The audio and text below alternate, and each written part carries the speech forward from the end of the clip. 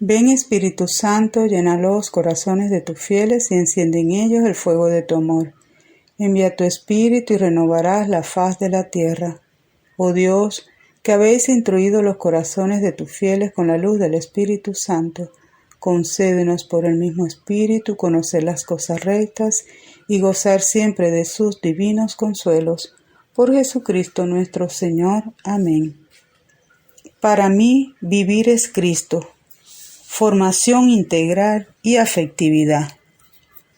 Algunas personas, cuando piensan en la formación, tienden a considerarla como un saber. Sin embargo, no basta un concepto de ese estilo. Llegar a la integridad de la persona requiere pensar en la formación como un ser. Se trata de un objetivo mucho más alto. Sumergirse en el misterio de Cristo y dejar que la gracia nos vaya transformando progresivamente para configurarnos con Él. Jesucristo es, sin duda, el amor de nuestra vida. No el mayor entre otros, sino aquel que da sentido a todos los demás amores y a los intereses, ilusiones, ambiciones, trabajos, iniciativas que llenan nuestros días y nuestro corazón. De aquí que sea fundamental mantener en nuestra vida espiritual la centralidad de la persona de Jesucristo. Él es el camino para entrar en comunión con el Padre en el Espíritu Santo. En Él se devela el misterio de quién es el hombre y a qué está llamado. Caminar con Cristo implica crecer en conocimiento propio, ahondar también en el propio misterio personal. Por eso, dejar que Jesús sea el centro de nuestra vida lleva, entre otras cosas, a redescubrir con luces nuevas el valor antropológico y cristiano de los diferentes medios ascéticos, llegar a la persona en su integridad, inteligencia, voluntad, corazón, relaciones con los demás. Esa persona a la que hay que llegar somos nosotros mismos. Son todos aquellos a los que alcanzamos con nuestra amistad, con nuestro apostolado. La formación que recibimos e impartimos ha de alcanzar a la inteligencia, a la voluntad y a los afectos, sin que ninguno de estos elementos quede descuidado o simplemente sometido a los otros. En estas páginas nos centraremos sobre todo en la formación de la afectividad, dando por supuesta la enorme relevancia de que se apoye en una buena formación intelectual. Considerar la importancia de la formación integral nos permitirá redescubrir la gran verdad que encierra la identificación que San José María establecía entre fidelidad y felicidad. Formarse para entrar en sintonía con Cristo. Algunas personas tienden a considerar la formación como un saber. Así, tendría buena formación quien a lo largo de su vida ha recibido buenos contenidos doctrinales, ascéticos, profesionales, etc. Sin embargo, llegar a la integridad de la persona requiere pensar en la formación, más bien como un ser. Un buen profesional conoce la ciencia y la técnica que requiere su profesión, pero tiene algo más. Ha desarrollado hábitos, modos de ser, que le disponen a aplicar bien esa ciencia y esa técnica que posee. Hábitos de atención a los demás, de concentración en el trabajo, de puntualidad, de digerir éxitos y fracasos, de perseverancia, etc. Del mismo modo, ser un buen cristiano no consiste simplemente en conocer al nivel adecuado a la propia situación en la iglesia y en la sociedad, la doctrina sobre los sacramentos o sobre la oración o sobre las normas morales generales y profesionales. Se trata de un objetivo mucho más alto: sumergirse en el misterio de Cristo para conocer su anchura, su profundidad, dejar que su vida entre en la nuestra y poder repetir con San Pablo que ya no vivo yo, sino que Cristo vive en mí. Es decir, consiste en ser alter Christus, ipse Christus, otro Cristo, el mismo Cristo. Dejar que la gracia nos vaya transformando progresivamente para configurarnos con Él. Ese dejar actuar a la gracia no es algo meramente pasivo.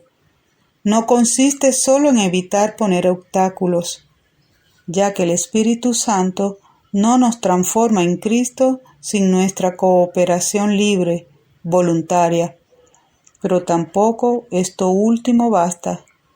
Entregarnos al Señor, darle nuestra vida, no es solamente darle nuestras decisiones, nuestros actos, es también darle nuestro corazón, nuestros afectos, incluso nuestra espontaneidad. Para eso es imprescindible una buena formación intelectual y doctrinal, que configure la cabeza, que incida en nuestras decisiones, pero es también necesario que esa doctrina cale y llegue a nuestro corazón. Y esto requiere lucha y requiere tiempo.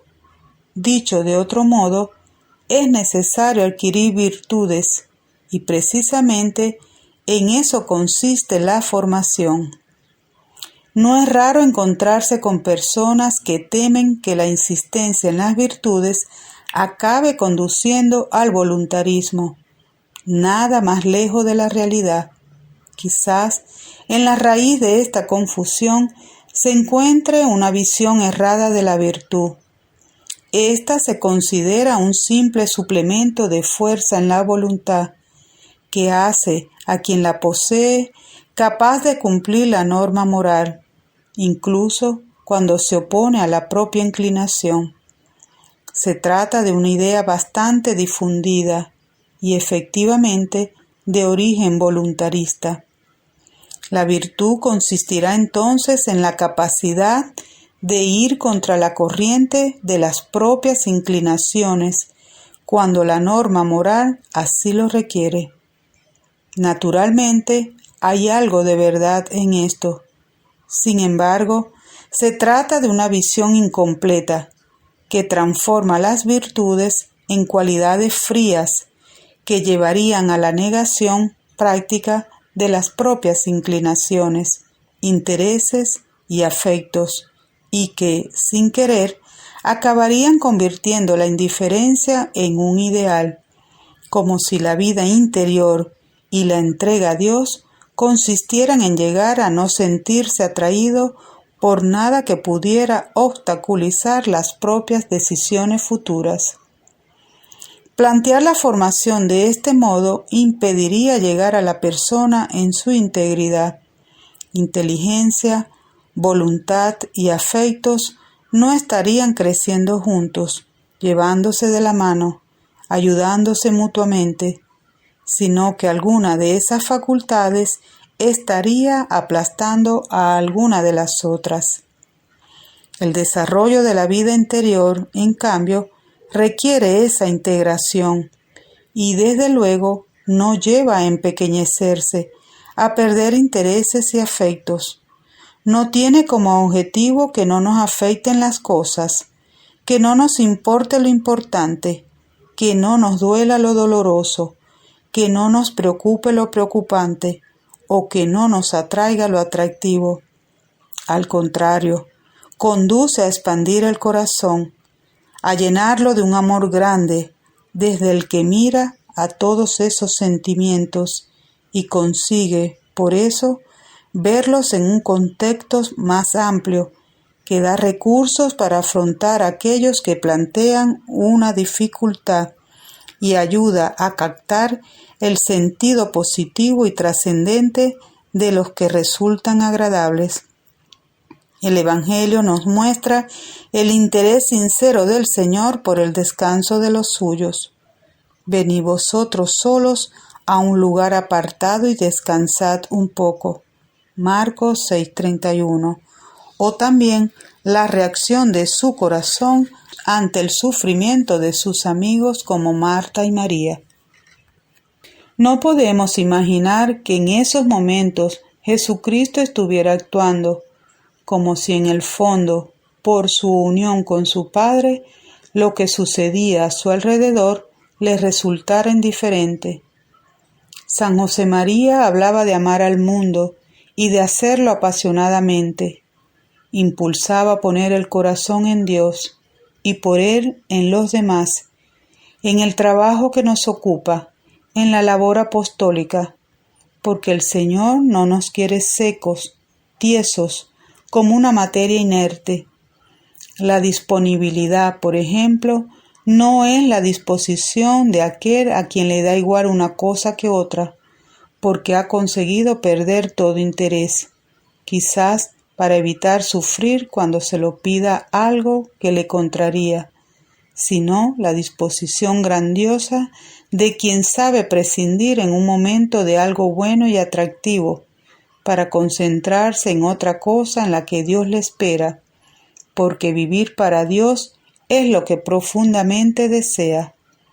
Se trata de alguien, en definitiva, con un corazón grande, con intereses, con ambiciones buenas, que sabe superar cuando conviene, no porque las niegue o porque intente que no le afecten, sino porque su interés en amar y servir a Dios es mucho más grande aún. Y no solo es que sea más grande, es que se ha ido convirtiendo en lo que da sentido y contiene en sí todos los otros intereses. Gozar con la práctica de las virtudes. La formación de las virtudes requiere lucha, vencer la propia inclinación cuando se opone a los actos buenos. Esta es la parte de verdad que contiene el concepto reductivo voluntarista de virtud, al que nos referíamos antes. Pero la virtud no consiste en esa capacidad de oponerse a la inclinación, sino más bien en la formación de la inclinación.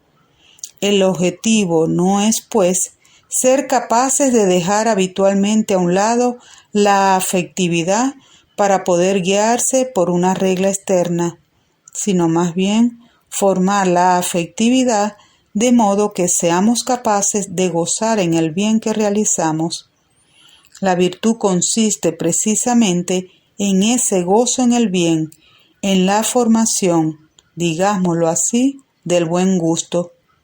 Dichoso el hombre que se complace en la ley del Señor, y noche y día medita su ley. En definitiva, la virtud es la formación de la afectividad, y no el hábito de oponerse sistemáticamente a ella. Mientras la virtud no está formada, la afectividad puede plantear una resistencia al acto bueno, que habrá que vencer. Con todo, el objetivo no es simplemente conseguir vencerla, sino más bien desarrollar el gusto por ese comportamiento. Cuando se posee la virtud, el acto bueno puede seguir costando, pero se hace con alegría. Pongamos algún ejemplo. Levantarnos puntualmente por la mañana, el minuto heroico, es algo que probablemente nos costará siempre. Quizás no llegue el día en que al sonar el despertador no nos apetezca permanecer un rato más en la cama. Sin embargo, si nos esforzamos habitualmente en vencer la pereza por amor a Dios, llega el momento en que hacerlo nos alegra, mientras que ceder a la comodidad nos desagrada, nos deja un mal sabor de boca. Paralelamente a una persona justa, llevarse un producto del supermercado sin pagar no solo le resulta prohibido, sino también feo, desagradable, discordante con sus disposiciones, con su corazón. Esta configuración de la afectividad que genera la alegría ante el bien y el disgusto ante el mal no es una consecuencia colateral de la virtud, sino un componente esencial de ella. Por eso la virtud nos hace capaces de disfrutar del bien. No es esta una idea meramente teórica. Al contrario, tiene una gran incidencia práctica saber que cuando luchamos nos estamos acostumbrándonos a fastidiarnos, sino aprendiendo a disfrutar del bien, aunque de momento eso exija ir contracorriente. De este modo, la formación de las virtudes hace que las facultades y los afectos aprendan a centrarse en lo que verdaderamente puede satisfacer las aspiraciones más profundas y otorgan lugares secundarios, siempre subordinados a los principales, a los que simplemente está en el orden de los medios. En última instancia, formarse en las virtudes es aprender a ser feliz, a gozar de y con lo grandioso. Es, en definitiva, prepararse para el cielo. Si formarse es crecer en virtudes y las virtudes consisten en un cierto orden en los afectos, se puede concluir que toda formación es formación de la afectividad. Quizá, al leer esto, alguien podría objetar que en el esfuerzo por adquirir virtudes, su intento era más operativo que afectivo, e incluso añadir que llamamos virtudes a unos hábitos operativos. Es verdad, pero si las virtudes nos ayudan a hacer el bien, es porque nos ayudan a sentir correctamente. El ser humano siempre se mueve hacia el bien. El problema moral es, en última instancia, porque lo que no es bueno se nos aparece y se nos presenta a nuestros ojos, como bueno en una situación concreta. Que esto suceda se debe a que el desorden de las tendencias lleva a exagerar el valor del bien al que se dirige a alguna de ellas. Así, en cierta situación, este bien se considera más deseable que otro con el que ha entrado en conflicto y que, sin embargo, posee mayor valor objetivo, porque responde al bien global de la persona. Tal vez esto se comprenda mejor con un ejemplo. En una situación determinada podemos encontrarnos ante la tesitura de decir o no la verdad. La tendencia natural que tenemos a la verdad nos las presentará como un bien. Sin embargo, tenemos también una tendencia natural al aprecio de los demás, que en este caso concreto, si nos parece que la verdad nos haría quedar mal, nos presentará la mentira como conveniente. Esas dos tendencias entran en conflicto. ¿Cuál de ellas prevalecerá? Depende de cuál de los dos bienes sea más importante para nosotros, y en esta valoración la afectividad juega un papel decisivo. Te damos gracias, omnipotente Dios, por todos tus beneficios, a ti que vives y reinas por los siglos de los siglos. Amén. El Señor nos dé su paz y la vida eterna. Amén.